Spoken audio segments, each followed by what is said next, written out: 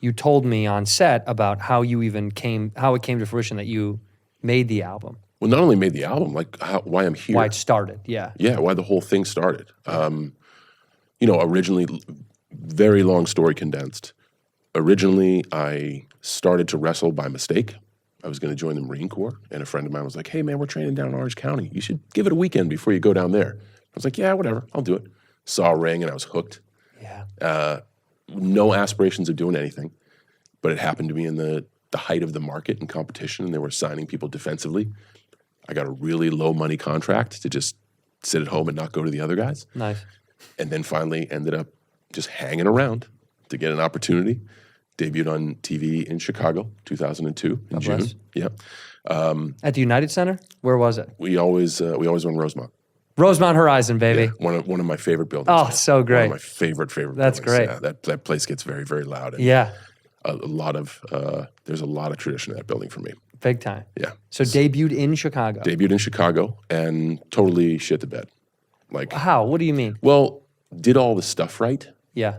but had nothing here.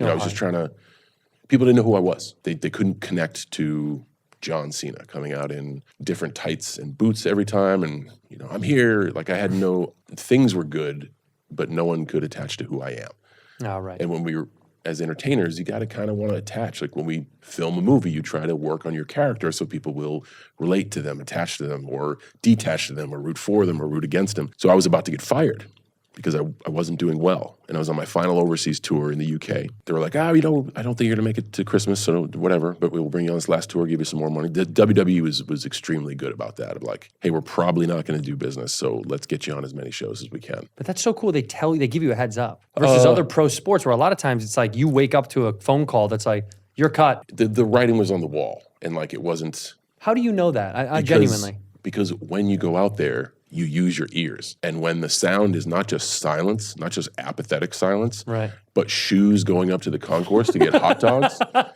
On the tour bus overseas, they travel us all together. And some of the guys are freestyle in the back.